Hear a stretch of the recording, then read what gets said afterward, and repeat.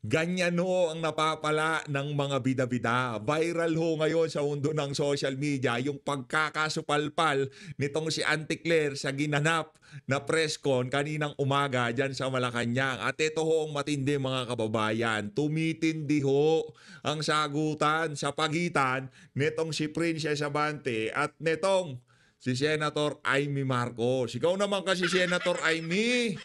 Dapat kasi ginawan mo ng paraan yung San Juanico Bridge.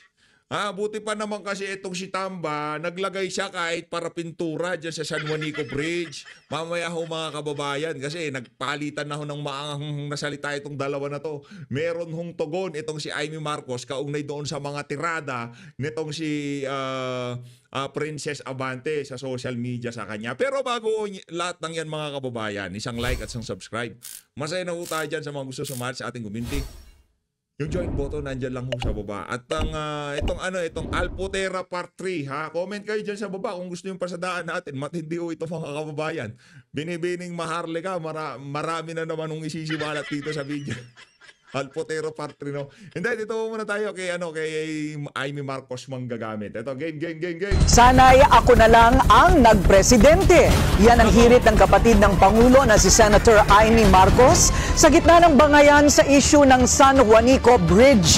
Nauna nang pinuna ni Senator Amy ang umano'y kakulangan ng pondo para sa rehabilitasyon ng tulay na nag-uugnay sa Samar at Leyte. At matapos anya ang ilang pag-uusisa sa San Juanico Bridge, deadma lang daw ang DPWH at pinsan ni PBBM na si House Speaker Martin Romualdez na baluarte ang Leyte.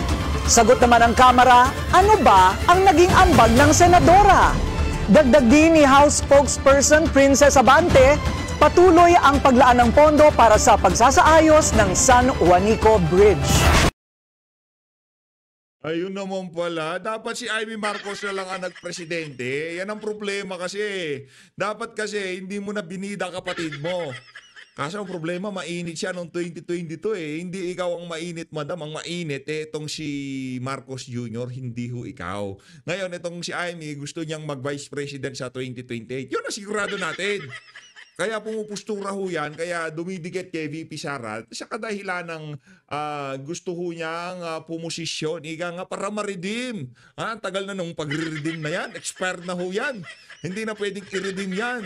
Yung pangalan, nasirang pangalan daw ng kanyang ama. Imbis na umayos dito kay Bangag, lalo lang hong nasira. Yung pangalan na gustong pangalagaan, gustong i-redeem nitong si Amy Marcos manggagamit. Wala na ho kayong i-redeem.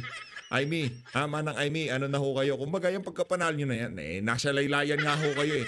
Oo, nanalo kayo. Ang aangas ng mga akala mo talaga nanalo sila dahil sa kanya. Nanalo si Amy dahil sa kay George.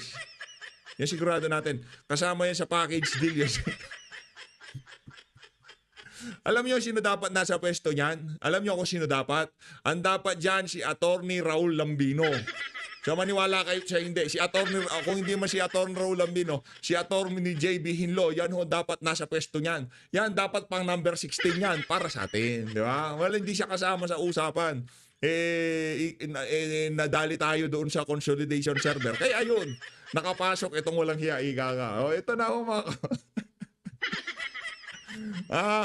Yan ang problema. Yan ang problema natin dito. Mapanggang sa ngayon, meron pa ring mangga.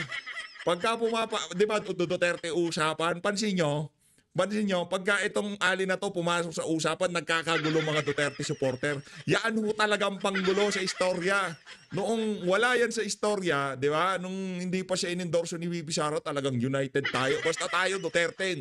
Basta tayo, at sila lang ang susuportahan nung pumasok. Naku, hindi, teka lang. Yuri tayo dyan. Itong sa akin, bahala kayo dyan, ito yung akin.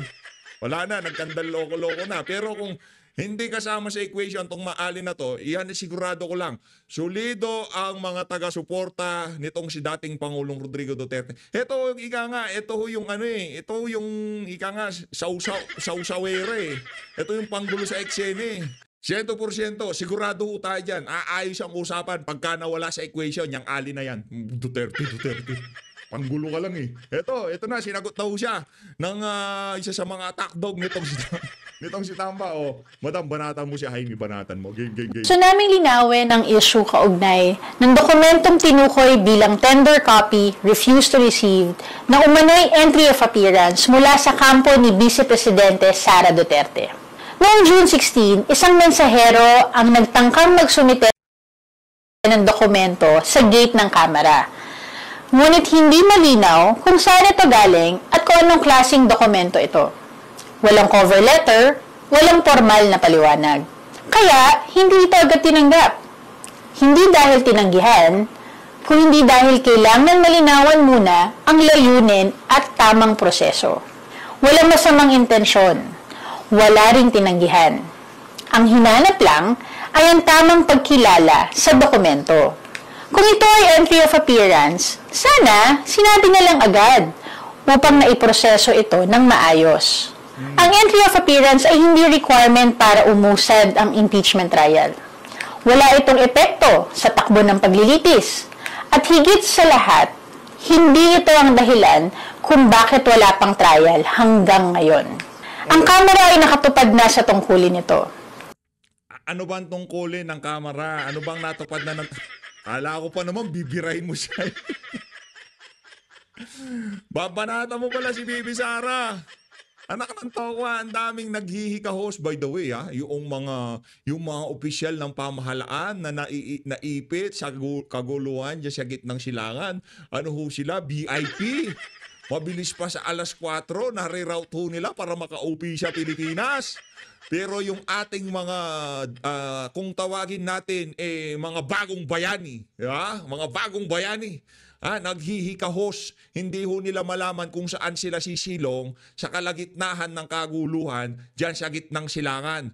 Pero yung mga politiko, mabilis pa sa alas 4, nakapag-arrange ang pamahalaan para maiuwi yung mga walang hiyang mga magnanakaw na yon. Diba? Wala tayong binabanggit na pangalan, baka silang lahat ganun. Diba? Ang gagaling nila. Anak ng tokwa, hindi mo ba kayo nahihiya sa mga pinaggagawa nyo na yan? Kaya sinasabi ho natin dito, malayo pa ho sa pag-unlad ng Pilipinas. Anong kailangan natin dito? Diretsuhin ko na kayo. Revolusyon. Revolusyon ang kailangan natin. Hindi ako nang hihikayat, Yun lang ang kumbaga, hindi ako nang hihikayat ng kaguluhan, disclaimer o kung ano pa man. Ang sinasabi natin dito, ano ba ang nakikita natin para umayos ang bansa natin. Ang sinasabi natin dito, magkaroon ng pagtunay na pagbabago sa pamamagitan ng paghalal ng mga tunay na politiko, tunay na mga mamamahala sa ating pamahalaan na galing sa puso, hindi puro pagnanakaw ang nasa utak. Yun ang tinutukoy natin. Yung legal na revolusyon. Kumbaga, maghalal tayo ng mga politiko na kagaya nitong si dating Pangulong Rodrigo Duterte. Ganong klaseng revolusyon ang kailangan natin. Yung magsama-sama ang sambayan ng Pilipino para maghalal ng pinuno na kagaya ni dating Pangulong Rodrigo Duterte. Yon, mga ganong klaseng revolusyon ang ating tinutukoy dito sa PHFD. Kung hindi tayo magkaroon ng ganon, malabo pa sa sabaw ng pusit na magkaroon ng pagbabago. Puro pang sariling interes lamang ng mga politiko ang sinusulong nila dito sa bansa na to. Kaya sorry na lang para sa mga kababayan natin na kailan kaya tayo magiging Singapore? Kailan kaya? Hindi na Singapore. Kailan kaya tayo magiging Thailand? Kailan kaya tayo magiging Indonesia? Kasi naglampasan na tayo ng mga yan. Kailan kaya tayo magiging Vietnam? Kailan kaya tayo magiging Taiwan? Yan na lang. Wag na Singapore, wag na Japan, wag na Korea. Malayo na ho yun. Milya-milya na layo nun. Milya-milya na. Malayo na ho tayo doon. Doon na muna tayo sa mga nabanggit kong una. Kailan kaya tayo, yun ang pangarap ngayon ng Pilipinas. Maging Vietnam, maging Thailand, maging Taiwan. Yung mga bansa na yan. Kasi yan, pinupuntahan ng mga turista. Napakaganda ng kanilang sistema. Yung kanilang transportasyon, di hamak na mas maganda kumpara sa Pilipinas. Ang sa atin ho, hindi ho natin malaman kung anong pumapasok sa utak ng ating mga politiko. Alam ko na, puro pagnanakaw, puro kaperahan. Yun ang nasa utak ng mga leader dito sa Pilipinas. Kaya kung iniisip nyo, uunlad pa kaya ang Pilipinas? Sorry to say, ako na hong nagsasabi sa inyo, malabo pa ho yun. Base sa mga kaganapan ngayon sa ating bansa. Ito senaryo, itutuloy na lang ho ni Marcos Jr. yung mga naumpisahan ni dating Pangulong Rodrigo Duterte. Hindi pa matuloy-tuloy. Bakit? Dahil hindi sila kumita doon sa mga proyekto na yon. O di naman kaya hindi kumita yung mga kaibigan, kamag-anak o kung sino man, ha? Diyan sa mga proyekto na yan. Dapat kumita muna sila. Yun ho yun. Di ba? Yun ang mga posibleng dahilan, ika nga. Bakit hindi ipagpatuloy? Kaya nagkakaroon ng ganyang pag-iisip ang ating mga kababayan dahil sa mga ginagawa ng pamahalaan. Pero kung yan ipagpatuloy nila, wala tayong problema dito. Matapos sa administrasyon ni Bangag, pasalamatan, palakpakan. 'Di ba? Ito mga kababayan, kung ano man ang makita nyo na accomplishment sa mga susunod na administrasyon, hindi ho kayo dapat matuwa. Ito lang ang sinasabi ko sa inyo. Bagkus, singilin pa natin na mas marami itong mga itong mga namumuno sa atin na to. Na ho tayo, 50 years behind na ho tayo sa ating mga karatig bansa. Yung mga ginagawa ho nila sa kasalukuyan, 30 years, 50 years, ha? Ini-enjoy na ho ng mga karatig bansa natin. Matagal na hong ipinagkait sa atin yung mga bagay na pagka ilinatag sa atin sa panahon ng kampanya, akala mo mga Diyos, mga anghuhusay nila. Hindi ho ganun yun mga kababayan. Matagal na ho nilang utang yan sa sambayan ng Pilipino. Ano sabi ni dating Pangulong Rodrigo Duterte? Huwag niyo akong pasalamatan. Hindi ko pera yan. Pera yan na sambayan ng Pilipino. Nagtrabaho lang ako. Diba? Pero yung si Marcos Jr., partial opening. Dapat bago ako lumabas, kahit pa paano, meron tayong mabuksan. Ganyan ho kawalang yayang na yan. Yung tipong para lang masabi na merong magawa. Partial daw. Pero sa katunayan, dapat bago siya mag-exit, tapos na ho yung mga proyekto na yan. Inuna ho nila yung impeachment, paninira kay BP Sara, at kung ano-ano pang kalokohan. Anong kailangan natin? Peaceful revolution. Yan, magkaroon ho tayo ng peaceful revolution. Ano yung peaceful revolution? Mabuksan ang kamalayan ng sambayan ng Pilipino na habang meron tayong mga politiko na kagaya ni Marcos Bangag, malabong umunlad ang Pilipinas. Habang nananalo itong si Soto, yaang si Kiko Pangilinan, yaang si Lacson, yaang mga trapo na yan, malabuhong umanlad itong bansa na to. Pero unti-unti nakikita natin na nagkakaroon na ng pag-asa pagka nakikita na natin nananalo na yan sila Marcoleta, nananalo si Senator Bongo, si Senator Bato, di ba? Senator Robin, Vice President Sara Duterte, meron pa ho tayong sulyap ng pag-asa. Meron pa tayong pag-asa. Wag ho, kumbaga, nahuli tayo ng konti, mga 30 years, 40 years, mga ganon. 30 years, 40 years na ho yung pagkahuli natin. Kahit sa ang aspeto ng transportasyon, aspeto ng turismo, aspeto ng at pagbibigay ng mga oportunidad sa mga Pilipino, na pag-iwanan na ho tayo 30 to 40 years sa ating mga karatig bansa. Ganun ho katindi pinag-uusapan natin dito. Kaya wag nyo hong purihin kung sino man yung mga politiko nagbibigay ng ganito ganyan, o meron na tayong ganito, meron na tayong ganyan. Dapat nga tanungin natin sila, bakit ngayon lang yan? Diba? Bakit ngayon lang yung subway na yan? Bakit ngayon lang yung train na yan? Bakit ngayon lang yung highway na yan? Bakit ngayon lang yung train na yan? 30 years pa dapat nating ini-enjoy yung mga bagay na yan. Maiintindihan nyo yan pagka sana magkaroon ho ng pagkakataon ng lahat ng mga Pilipino na makapasyal sa mga karatig bansa natin at makita nila kung gaano kalunos-lunos ang sitwasyon ng Pilipinas. Makikita nyo mga kababayan, grabe. Sabihin ko sa inyo, kalunos-lunos ho tayo dito. Yung paglapag mo pa lang sa airport, yung taxi, dahil alam nila na palsipikado yung ating transport system, sisingilin ka ng 1,200 from Terminal 1 to Terminal 3. Mga kawatan ng mga walang metro Brad. Hindi kagaya sa ibang bansa. Walang kontrata. Upo ka, gagana yung metro sa ayaw sa gusto mo. Ngayon kung ayaw mo ng metro, mag-grab ka. Kung ano yun nandun sa Uber o Grab, yun ang babayaran mo. Sa atin, hindi. Pag upo mo, gulatan. budulan. Budol ka naman kuya, sabi ko. Eto na.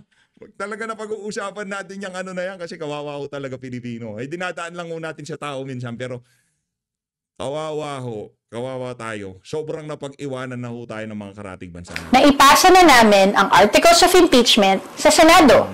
Nasa Napaka-cheap ho ng pinag-uusapan sa Pilipinas. Articles of impeachment.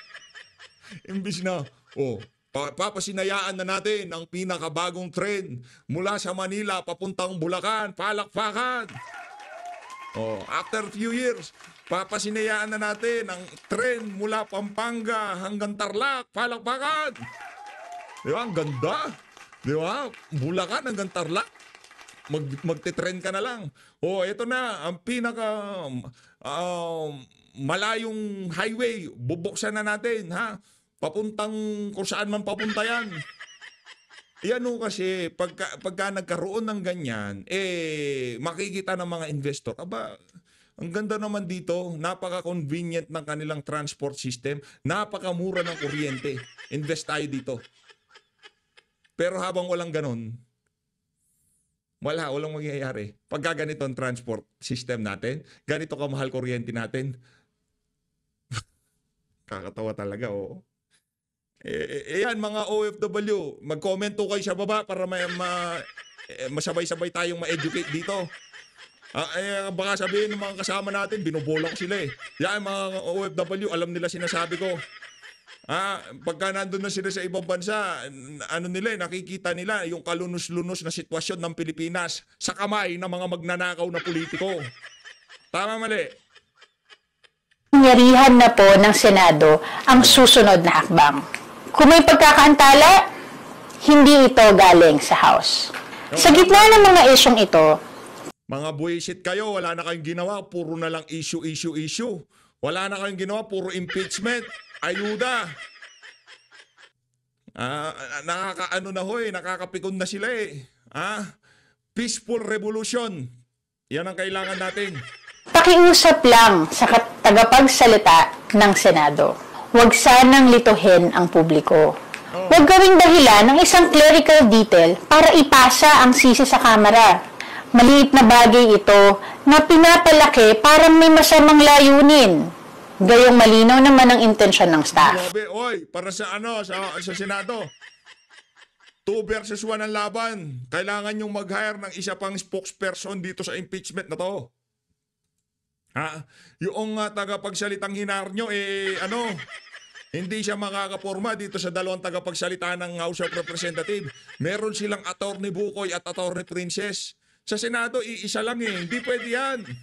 Mag-hire pa tayo ng isa, di ba? Sumunod sa proseso at hindi magdulot ng abala. Huwag po natin gawing teleserye ang isang seryosong proseso. Hindi, yan ang gusto ng Pilipinas, teleserye.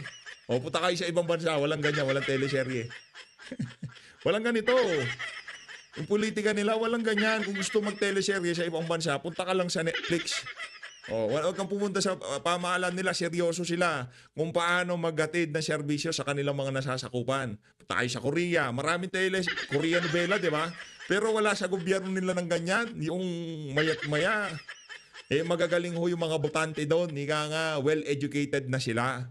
At yung kanilang mga mamamayan, mulat ho sila na kung saan dapat silang magboto, hindi base sa kung gaano kalaki ang ibinigay na ayuda. At yung kanilang mga ahensya ng pamahalaan, tapat sila sa kanilang mandato na protektahan ang boto ng kanilang mga mamamayan. Dito hindi. Kahit binoto ng mamamayan, pagka napagtripan ka ng COMELEC, sigurado, disqualify ka dyan, Brad. Yan si Joey Uy, di ba? Disqualify siya. Dapat siya uupo. Anong nangyari? Naknantoko. Patong-patong nakapalpakan, kabalbalan ang nangyayari dito sa bansa na to. Ewan ko na lang ha. Hindi ko na lang... dito na nga tayo. Medyo tumawa muna tayo dito kay Auntie Claire. Sa tingin ko, hindi na natin pag-uusapan itong si... Anong pangalan nito? Itong si Alputera. Ano na natin yan? Ayoko naman sabihin na tigilan na natin yan o kung ano pa man kasi di naman natin alam pinag-uusapan. Kayo ba? Kanino kayo pumapanig? Kay Alputera o kay Madam M? Kay Mother Dragon kung tawagin nila? I-comment nyo nga sa baba para malaman ko sentimiento ng mga katoto natin dito sa PH Update. Sino pinaniniwalaan nyo? Yan ang tanong. Sige. Game. Ha. Dito sa isa na to, wala ko tayong hindi ko natin papanoorin, pero tatanungin ko mga punto de vista nyo. Ito. Sino ang pinaniniwalaan nyo dito sa issue na to? Si Alputera o itong si Binibining Maharlika? Palakpakan! Dapat gano'n ang mga tanungan kasi tayo, ano lang ho tayo dito, dakilang osisero. May kinakampiyan tayo, kinakampiyan ko si Tatay Digong. Kung sino yung alam kong para sa akin, para sa feeling ko, kung sino yung kay dating Pangulong Rodrigo Duterte, doon ako. Kanino ako? Kay Tatay Digong. Bahala kay dyan. Diba? Kay dating Pangulong Rodrigo Duterte ako. Pero curious ako ha. Dito sa lahat ng ingay na to, sa lahat ng kaguluhan na to, tayo ho ay nako curious kung kanino ba kayo pumapanig, sa kara o sa kurus, sa heads o sa tails. Dalawa lang naman yan di ba? Kay Alputera o kay Mother Dragon. Dito muna tayo sa nasopla kaninang umaga. Si Auntie Claire. Auntie Claire, pasok! So, next question, Eden Santos, Net25. Yun. Paglatag, Eden Santos kaagad. Palakpakan muna natin ang ating crush. Crush natin yan, syempre. Ma'am Eden. Baka Ma'am Eden Santos yan. Diba? Hindi ko na magiging crush yan kung hindi si Ma'am Eden Santos yan. Diba? Okay. Good afternoon po, Yusek. Kaugnay po nung, yung sikat ba ito, scatter na binabanggit po. Alam naman natin na hindi lang po siya cocaine o iba pang illegal drugs ang nakaka-addict. Sabi po marami nating mga kababayan yung nalululong na rin dito sa tinatawag na scatter dahil madali lang pong ma-access online. Hindi, madam, ito alayan. Hindi. Pogo, ban, pogo, scatter. Scatter number 1, scatter. Scatter lang ng scatter. Nagdadrive yung nasakyan ko Pindot-pindot siya. Brad, anong ginagawa mo? Nilalaro mo? Online game ba yan? Ano to, sir? Papiso-piso lang naman ako. Ayun, yun pala ang tinatawag ng scatter. Hindi. Wag natin pasugalin yung mga banyaga. Wag tayong kumita sa pogo. Dapat hayaan nating malunod sa sugal ang ating mga kababayan.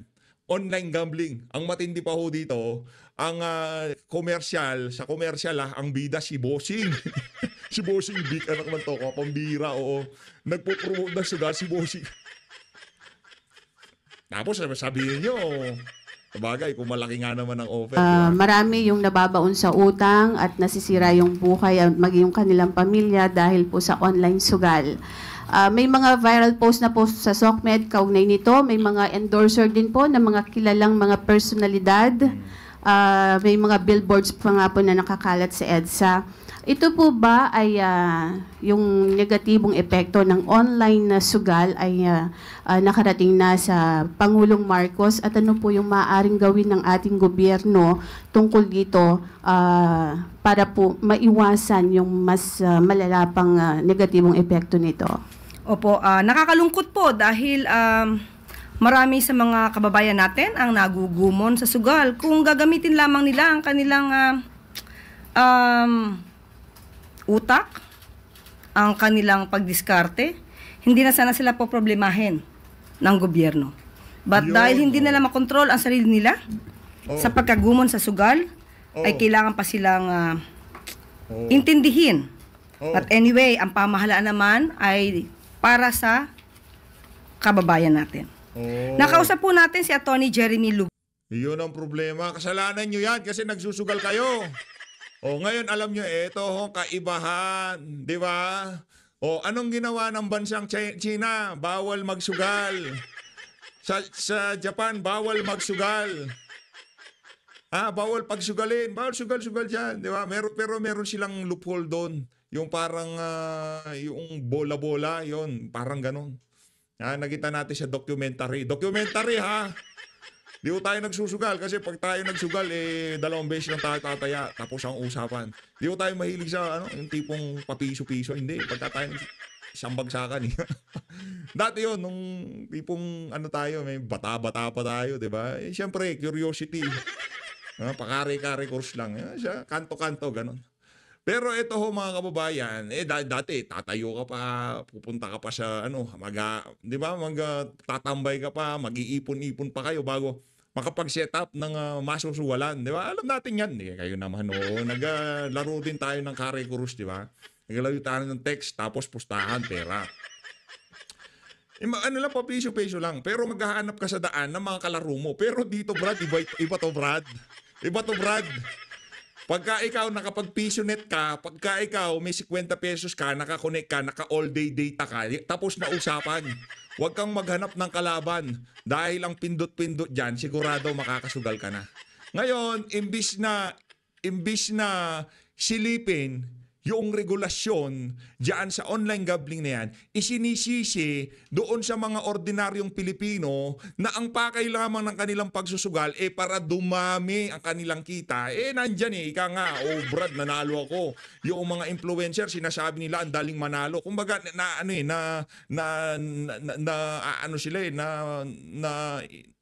ang tawag dito, na uuto sila yung utak nila nalalason doon sa mga komersyal na napapanood nila sa social media. Masubukan nga. Ngayon doon na mag-uumpisa.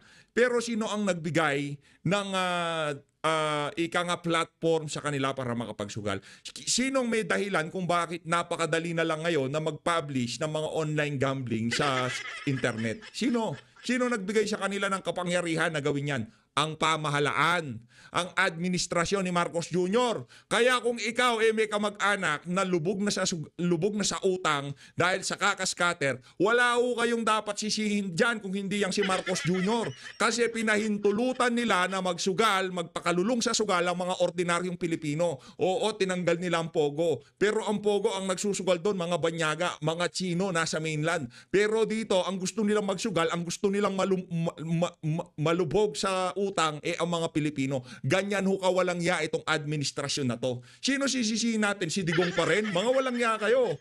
Panahon ni Digong, bawal mag-online gambling. Pwede yung online cockfighting, yung online sabong. Pero pagkatapos ni Digong, tapos na rin yan, ha? Paglabas ni Digong, tapos na yung online sabong na yan. Dito sa isa na to, anong nangyari? Kaninong administrasyon lumaganap ang scatter na yan? Sa administrasyon ni Bangag. Sino sisisihin? Nung mga magulang, nung mga anak na yung kanilang mga magulang nalulong dito sa sugal na to. Parang kasino ho yan. Kaso yung kasino, di ka na mag-e-effort na pumunta sa hotel o kung saan kasino pa yan para makapag-slot machine o makapaglaro ng scatter. Nasa palad nyo lang ho. Kung gusto nyo magsugal, on nyo lang ang cellphone nyo. Makakapag-scatter na kayo. Papiso-piso lang. Yung papiso-piso, pagkatapos ng isang araw, libo-libo na ho yun. Manwala kayo sa akin.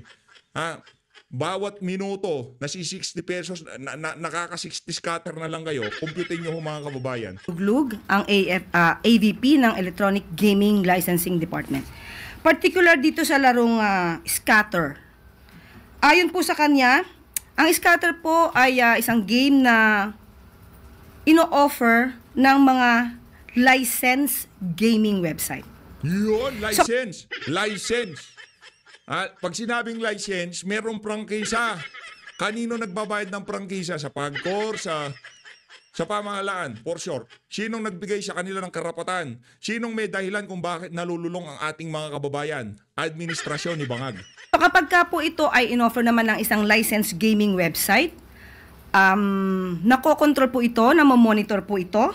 At kung ang pamilya man ay nagkakaproblema sa kanilang kamag-anak dahil nagugumon sa sugal, maaari po sila agad pumunta sa PAGCOR para po maban ang tao na ito sa paglalaro.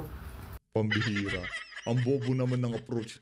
Atakan nyo, papaban mo yung kamag-anak mo. Sabihin pa sa'yo, hindi pa ako nakakabawi. Ba't mo ako pinaban? Walang iya ka, baka mag-amok pa yan, mataga ka pa yan. Ikaw, ipapaban mo. Halimbawa, magulang mo, ipapaban mo. Ang mga na yan, mga lulong na sa sugal yan. Meron nang bumubulong na kung anong spirito ng sugal sa mga tenga niyan para sa bulungan sila. Sugal ka na, babawi ka na. Dito sa isa na to, mananalo ka na. Isang scatter pa. May 1,000 ka pa, naku, madodoble yan. Di ba? Merong ganong bumubulong sa mga sugarol na yan. Yan ang sinasabi ko sa inyo. Kaya tayo hindi tayo na dyan nalulung eh. Noong nakita natin na naku, walang kahihinat na niya sugal na yan, hindi tayo nagsugal. Partida, pa yung ka-records yun Alam nyo yun, yung merong malaking marble, tapos hahagis niya yan, ganon. Yun lang sugal natin. Pero yung bara-bara, di tayo marunong dyan. Kasi gusto natin mabilisan, nabuboring tayong bunot-bunot, tapos sasapo ka, gagano yan, kalokohan ho yun. Kalokohan yung ganong sugal. Sugal mo, ano lang yan, true or false, yes or no, tabla, yun lang, tapos na. Daming cheche, bureche, scatter. Diba? Pero yun, bago ka makagawa ng ganong klaseng sugal, maghahanap ka pa ng kalaro mo. Hindi kagaya nito. Ang kalaban mo dito, kasino. Sino yung kasino? Yung yung mga merong lisensya ngayon. Ayaw na natin banggitin dito. Yung ano yan? Basta yung mga nasa online gambling ngayon, yung mga nakikita yung billboard dyan, yun kalaban nyo, malaking kasino yun. Kung yung mga kasino nakikita nyo sa mga hotel-hotel, walang kwenta yun. Nakakapagsugal lang doon yung mga may sasakyan, pupunta pa doon. Pero ito, ibang usapan ito mga kababayan. Kahit naka-D4 kayo, pakuya-kuya-kuy kayo doon sa sala nyo. Pag nag-login kayo sa account nyo, nasa kasino na kayo. Yun ang ginawa ng pamahalaan ni Bangag. Tinanggal nila yung Pogo na hindi naman Pilipino nagsusugal, pinasugal nila yung mga Pilipino, di ba? Bangag na bangag. Ang problema po ngayon ng gobyerno ay marami pong illegal na gaming website. At binigyan nyo kasi ng opening. Binigyan nyo sila ng dahilan para makapasok sa sistema. Pero day one pa lang illegal yan, walang manghahas kasi makukulong sila. Di ba? Ganyan lang naman yan. Same logic na ilinagay nyo sa Pogo. Ilagay natin dyan.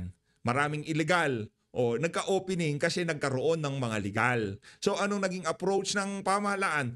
Total ban. Para matapos yung mga kabalbalan ng mga illegal. Ang gagawin dyan, total ban. Tanggalin ng mga yung online casino na yan. Meron na po silang 7,000 website na naipasara. Ito ay pinapaalam po sa DICT para po maipasara. Yun lamang po, kapag po naipasara, mag-iiba na naman ng website. So, pero hindi po Shout out sa DICT Nag-iiba website. Pag nalaman mo website, nakita mo yung domain name niya, nakita mo yung IP address niya, kung saan yung niya, server niyan, malalaman nila. Kanino naka-register yung domain na yan, pamahalaan kayo. Anak ng toko, anong mag-iiba-iba? Mahuhuli nyo. May NBI, cybercrime. Visit kayo, mga linuloko nyo sambayan ng Pilipino. Yan na naman kayo Tigil ang PAGCOR at ang DICT sa pagtanggal ng mga ganitong klaseng website. Kaya lamang po ay magiging paulit-ulit dahil paulit-ulit silang nagbabago ng kanilang website. So tandaan po natin, hindi rin po tutulugan ng gobyerno ang ganitong klaseng mga problema. Kumikita din kasi ang mga tagapamahalaan dyan sa online gambling na yan. Established, meron ng kumita doon sa Pogo, so hindi na sila kikita. So kailangan magsagawa sila ng panibagong gimmick nila para kumita. At yan ang naisipan nila, pasugalin nila ang mga Pilipino. Ganyan ho kawalang hiya ang administrasyon na to. Sabi nga po natin, patuloy po sila nagtatrabaho para po ito ay masawata. At sa tulong po rin ninyo, nice one. Doon sa mga nag-e-endorso, kung ito naman po ay hindi lisensyado, huwag nyo na pong patulan ang ganitong klaseng mga. Buisit ka. Etong ordinaryo nagtitinda ng tinapa, paano niya ma-identify kung illegal o legal yung website? Ikaw, Claire Castro, walang yaka talaga, binuloko mo siyang bayan ng Pilipino. Kahit ako, hindi ko alam kung alin yung legal at illegal. Nakuha niyo ba mga kababayan? Pagka yan, website, application, o kung ano pa man, ano ang hahanapin? Hahanapin namin yung DTI registration niya, PAGCOR registration niya? Application lang yan, Brad. Anong pinakamagandang gawin? Total ban ng online gambling, yun lang yun. Sakit mo sa ulo? Ewan ko sa'yo, maghanap kang kapuso mo. Pwedeng pagkakitaan. Yusek, since sinasabi niyo po paulit-ulit lang kahit na ipasara, wala po bang plano ang administrasyon ng Pangulo para po ito ay ipatigil na lang din kagaya nung ginawa sa Pogo na pinaban po? Hindi po kasi siya ay maiko-compare sa Pogo. Sabi nga po natin, ito po ay nanggagaling sa illegal website. So, ang tangi lamang po